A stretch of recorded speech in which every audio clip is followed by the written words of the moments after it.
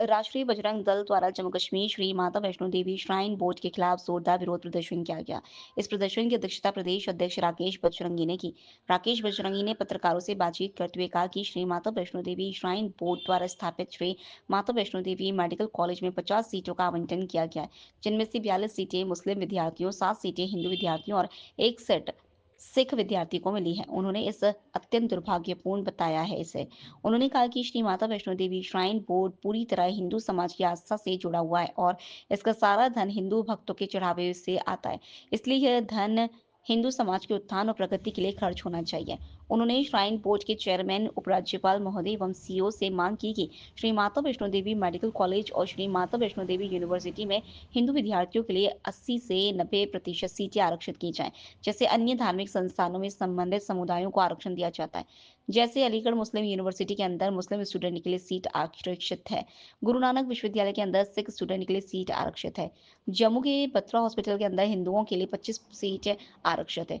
वैसे ही Shri Mata Vaishno Devi shrine board के द्वारा श्री माता वैष्णो देवी मेडिकल कॉलेज और यूनिवर्सिटी के अंदर हिंदुओं के लिए सीट आरक्षित होनी चाहिए। राकेश बजरंगी ने कहा कि यदि हमारी मांगों पर जल्द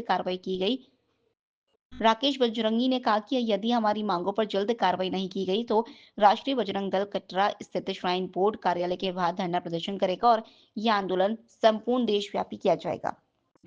उन्होंने यह भी प्रश्न उठाया कि मेडिकल कॉलेज में बनाए जा रहे हॉस्टल में यह सुनिश्चित कौन करेगा कि वहां कोई नॉनवेज भोजन ना किया जाए, क्योंकि यह संस्थान माता वैष्णो देवी जी की आस्था से जुड़ा हुआ है। उन्होंने चेतावनी दी कि ऐसी कोई भी घटना हिंदू समाज की भावनाओं पर आघात मानी जाएगी। इस मौके पर कई कार्यकर्ता उपस्थित रहे, जिनमें कृष्ण सिंह, मानस, बलवीर सिंह, जतिन तकिया, राजा सिंह, करण शर्मा, जयपाल सहित अनेक कार्यकर्ता शामिल थे।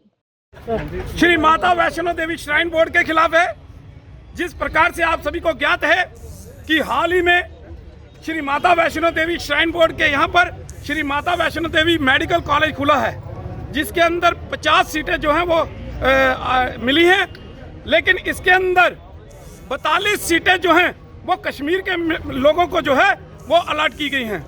1 सीट सिख कम्युनिटी को और 7 के सीटें केवल हिंदुओं को दी गई हैं।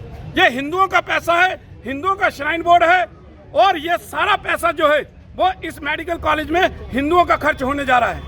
लेकिन ये नीट बेस के ऊपर है, जो नीट एग्जाम हुआ उसके बेस पर जो है चयनित किए गए हैं।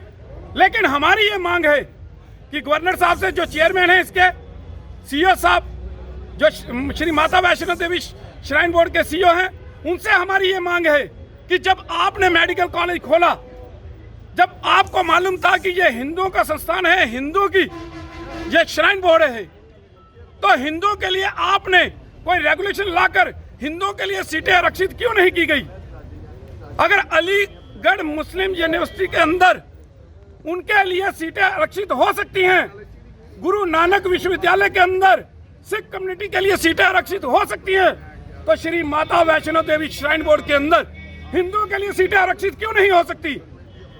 तो हमारी मांग है कि आप जल्द से जल्द हिंदुओं के लिए सीटें आरक्षित करने का काम करें। हम 80% से ज्यादा सीटें जो हैं वो हिंदुओं के लिए वहां पर आरक्षित चाहते हैं।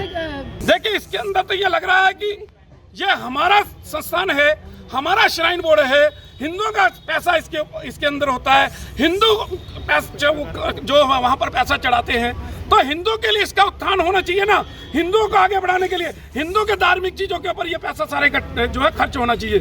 लेकिन आप 50 में से 42 जो डॉक्टर हैं वो आप कश्मीर के बना रहे हैं, और पैसा किसका खर्च होगा?